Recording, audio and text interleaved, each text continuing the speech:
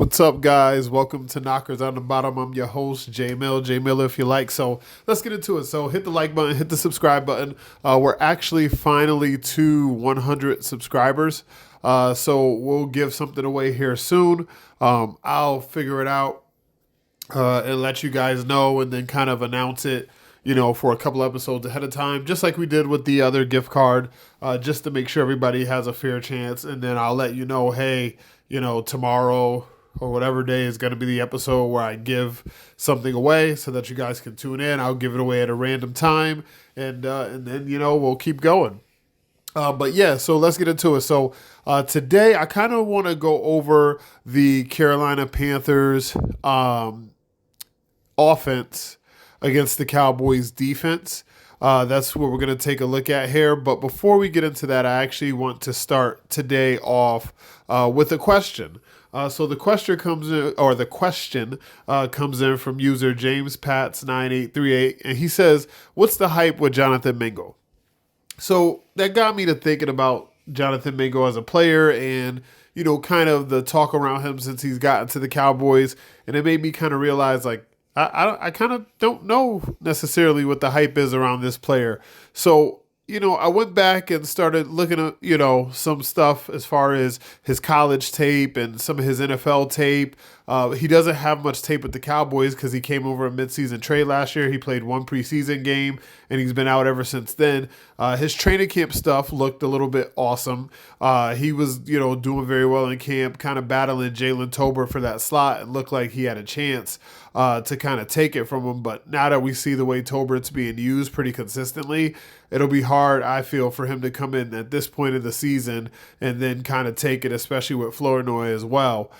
So then it got me to thinking, well, you know what? Let's go back and look at before that. Let's look outside of his Dallas time and see what he did in Carolina. So even in his time in Carolina, he didn't have many receptions, many touchdowns.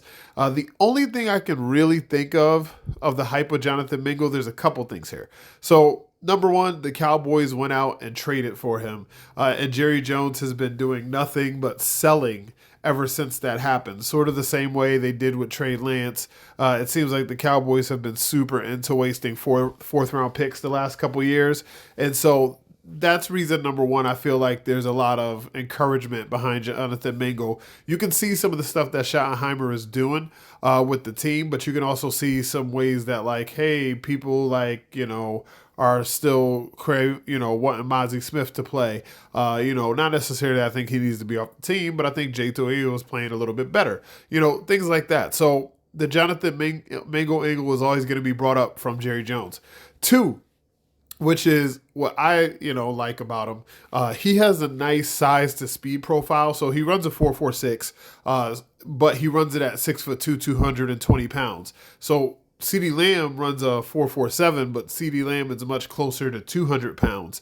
So you got this guy that, has some of the height that you want at the receiver position, but with a combination of some bulk and then some really good top-end speed. Also, what I like, what he puts on tape with the Cowboys last year, and also a little bit as far as in training camp, he's a very good blocking receiver. So some of the things that the Cowboys like to do in the run game, having a guy who has that physical profile and is a physical blocker also helps in the run game. Now, the thing that I think the Cowboys are kind of looking for is, hey, does that translate the same way when it comes to, let's say, someone like Dak Prescott throwing on the ball, right? Because let's take a look at one thing right here. Just want to show it real quick. This is a play that happened when he was in Carolina. And, while he was at Carolina, he didn't do much. And even this play here where he has some success, it's more success in like secondary play, right? Because the play starts, boom, Bryce Young is already under siege and Mingo's running his routes, right? So this isn't even in the grand scheme of the offense. This isn't in structure. This is out of structure, which happens a lot in the NFL. But what I would really like to see on tape is a lot of consistency and a lot of structure and a lot of routine plays. We don't see that with this player, and he really hasn't got many chances to do it. Boom. So he comes, he releases off, he gives his quarterback a nice big target to catch the ball. He catches it well here. Boom. Keeps going down the field and then gets driven out of bounds. Looks like he might have fumbled it a little bit, but he didn't fumble it, at all. They reviewed the play. It was upheld, whatever like that. But, that's what the Cowboys are looking for from Jonathan Mingo, hoping that they can get a little more than Carolina got out of him. In my opinion, that's a pipe dream. I feel like the things they're doing right now are the things they should be doing. Slow play Jonathan Mingo. If he comes back, fine. If he doesn't, fine. But the Cowboys season is not going to hinge on whether or not Jonathan Mingo plays. I hope that answers your question. I think he's an okay player. I just don't think, in the minds of Cowboys fans, how some romanticize him, that's not going to be how he shows up on the field. If he has, 3 big catches this season, I consider that a win. But, this is not anything that the Cowboys should have wasted a 4th-round pick on. But you know how we do. Hey, there's the Trey Lance trade, right? Jerry sold us that for 2 years as well. So, but now let's get into it. So, looking at the current version of the Carolina Panthers, they are going to present some problems. One of the things that they did very well this week, I know you probably heard about it by now, Rico Dowdle ran all up and down the field for over 200 yards rushing, and the way he did it is kind of troublesome. I do think the Panthers have a path to victory. They don't have as many paths to victory as the Cowboys do, but they do have a path to victory, and the Cowboys are going to need to make sure that they're doing what they're supposed to do when it comes to the run game. Otherwise, they're going to get gashed. So let's take a look at this play here, right? So the play is the Panthers are sitting here in shotgun, right? They got their 5 down linemen and a tight end. Now the Dolphins match it with just 6 guys in the box, and these guys look pretty light. I mean, I know they're probably linebackers, but they look pretty light here. So Carolina sees the light box and says, you know what? We're going to run into that. We're going to see what happens. So they do. Boom. On the snap of the ball, Bryce Young gets the ball right into Rico's belly here. Now, this is blocked up okay, right? Blocked up pretty okay. This guy's got a nice cutoff here. This guy's got the block here. This is money. And there's a clear lane for the running back. Boom. Ha-ha. Rico waits for the other lane to develop and takes that. And that is such a smart thing, right? If he was impatient, he probably would have jumped around his blocks once he got the ball here. He probably would have jumped around his blocks and went that way. While he would have gotten yards, probably, maybe gets 2 or 3 yards. Instead, by being patient and running behind his pulling guard, he gets 14 yards in the open field. Dolphins tackle him, but that was a precursor to what was going to come for the rest of the day, because this is in the second quarter. Dolphins are up 17-0, and Carolina actually gets back into this game by running the football. So that, to me, is going to be a little bit of a problem. Show you a little bit of a reason why. This is actually a 14-yard run for the Green Bay Packers, and guess what? They come out in a very similar set. It's just everything is flipped. The tight end's on the other side, the running back's on the other side, but essentially it's pretty much the same formation. And the troubling part, the Cowboys match it the same exact way the Dolphins did, right? 6 guys in the box, and it looks very similar. So let's see what happens. And the snap of the ball, the difference of the Packers on that play is they run a little motion, but Carolina does run motion too. So don't be surprised if you see this play with some motion attached to it, for the Panthers. So boom, on a snap of the ball, everything looks sort of okay. You got this guy pulling here to take that trap block to give your running back a cutback lane. Kenny Clark's taking on a double team, and this guy's already making his way to the second level. But the problem is this guy here, right? Jack Sanborn has put some bad tape out there, and this is part of that bad tape. So boom, he can't cut the running back off, gets blocked. And now you're in trouble, right? Because you got a block here, you got a block here, block, block, block. Even that guy in the backfield, Kenny Clark, didn't get blocked well. He held up, but the run's already past him.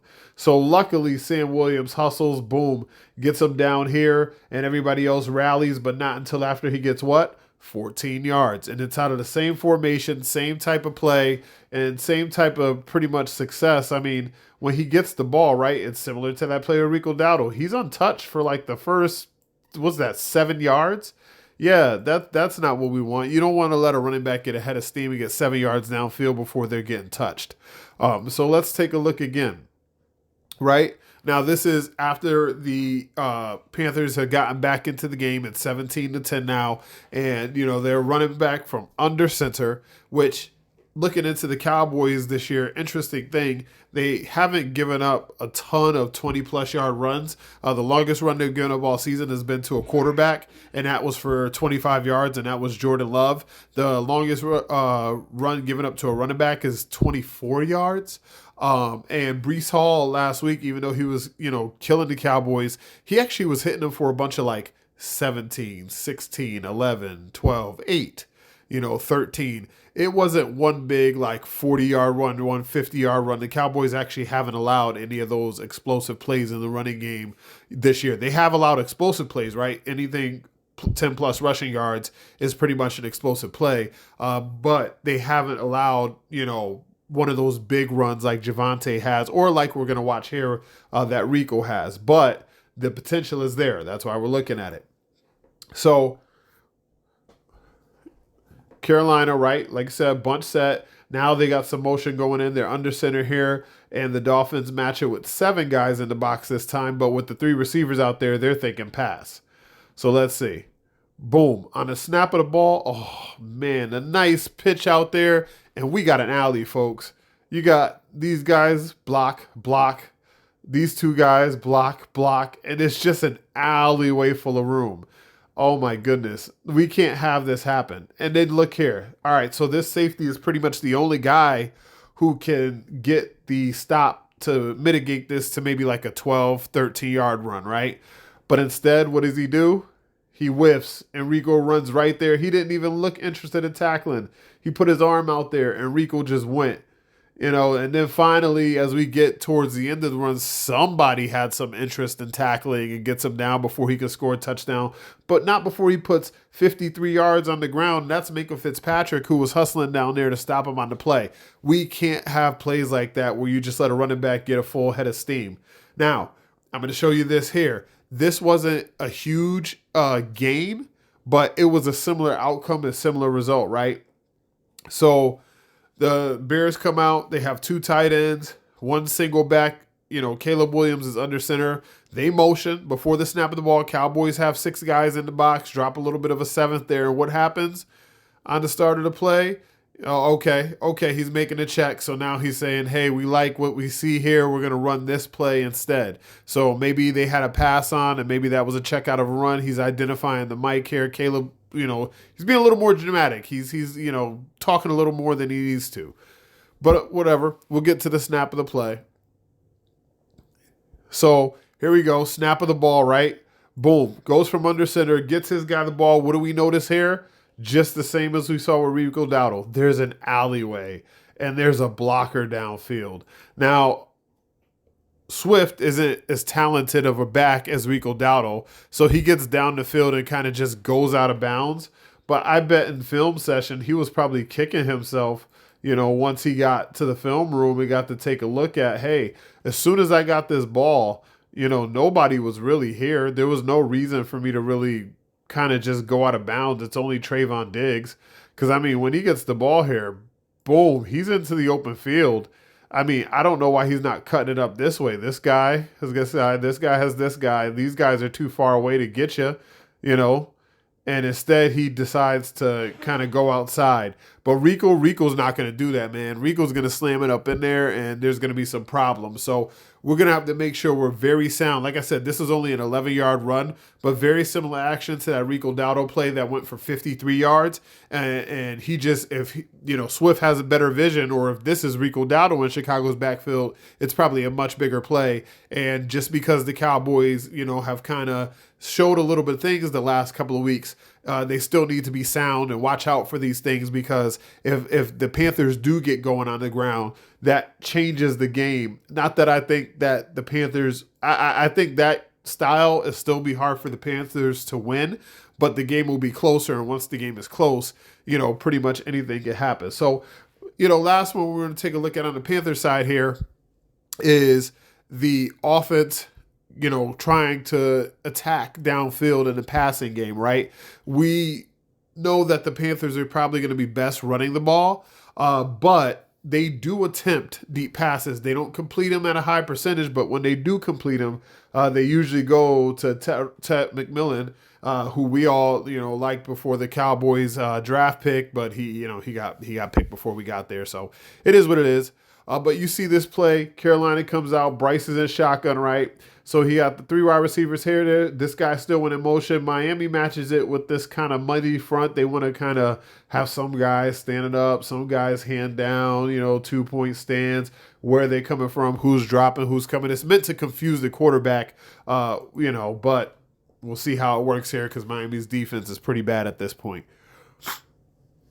Not saying that ours isn't, by the way. So anyway, Bryce likes what he sees here. He's kind of going through his cadence. Ball gets snapped. So as he gets to the top of his drop, this is one of the few times in the game, that I watched from him that he actually has a clean pocket when he's getting into the passing game. And what do we see here? This guy's kind of running, streaking through the middle. These two guys are kind of setting in their zones. These two guys are watching everything. But Tet is just going to find this nice little hole here and settle in the zone. And Bryce Young actually puts a good ball on him. They get him out of bounds. It's a big play, 29 yards. That was very early in that Miami game. This is the type of things that the Cowboys have had trouble with. They kind of tightened that up a little bit last week against the Jets. A lot of that probably had a lot to do with Justin Fields as well. Maybe we get some of those same things with Bryce Young. But you can't just rely on it. You got to execute it. You can't just say, hey, this guy isn't going to play well and we can just rest on our laurels and hope that, he continues to do what he's done, not play well. So let's take a look at this play here. See a similar way that the Cowboys defense was attacked. So they came out in the formation, 3 down, 1 up top. It wasn't as wide as the Carolina Panthers formation, but nevertheless, they got 4 guys in route, did a little bit of motion. Cowboys match it, with their nickel coverage, and they got about 6 guys in the box. They're not expecting run here. They're definitely expecting pass. This guy's backing up on the snap of the ball just to bail out a little bit, right? So, again, just like what happened with Bryce Young, on this particular play, even though the Cowboys got lots of pressure on Justin Fields all day, as you can see this play, that pocket's sitting there pretty nice, right? He's sitting there pretty good, and you got these 2 guys here kind of just covering that zone. There's no free runner down the middle, but just kind of like Tet did, you already see Wilson kind of breaking into that nice area to settle down, and Fields is looking at him the whole way, so he gets him. The only difference is once the completion happens, he goes inside, Tet went outside. But nevertheless, it's a big, deep completion down the right side into a cover 2 hole that was wide open, right? We saw that Panthers able to complete that. We see the Jets able to complete that. And so what you want to do is you want to make sure that, hey, you know what? Sometimes the cover 2 is going to allow the completions in these areas, but let's try to get pressure with our defensive line. Let's attack the pocket. Maybe not give Bryce Young that time to sit there and look downfield like that, because once his guys get beat, he is rattled and he comes off his first read and he can be had at that point. So the Cowboys will hopefully look for some of that same pressure that they put on the Jets. And honestly, they've been putting pressure all year. They just haven't got as many sacks. But you at least want to get pressure on this guy. Don't let don't let Bryce Young sit back there all day, because he's not the best quarterback, but if you let him get a little confidence, he's still an NFL player, and he'll still be able to get you. Now, you can attack that offensive line. We should be able to attack their tackles, and honestly, we should be able to attack most of the middle of their front. They got a really good guard that's going to be a little bit difficult to deal with. I believe I can't remember whether it's Tippmann or Simpson, but one of the guards is really, really good. But other than that, you'll be able to have success against some of the other people on the front line. You should be able to get pressure. You should be able to get into the backfield and disrupt Bryce Young. And then in a running game, that's going to be where Dallas this week, honestly, is going to have to play a more disciplined defensive game. We can't have the jumping around blocks like we saw from Shamar James on the previous film session when we reviewed the Jets film. And remember, we showed him jumping around blocks. We showed Kenneth Murray taking himself out of the play in the run game. You can't have any of that because maybe, Marquise Bell or Donovan Wilson or, Wanye Thomas doesn't necessarily bring down Rico Dowdle. And now, he's having back-to-back weeks where he's cooking. So let's hopefully the Cowboys defense comes to play. We'll see who's healthy by the end of the week and hopefully, lead to a win. But that's all I got for you guys. Thank you so much for tuning in. Hit me up on on Twitter at JMillerIYL. You can also hit me up at knockersonthebottom at outlook.com, knockersonthebottom at gmail.com. Leave any questions or comments below that you might have. I'll take them here. I'll take them via email, anywhere you want. Anything you want me to cover, just let me know. But until next time, I'm your host, J Miller if you like. This has been Knockers on the Bottom. Peace.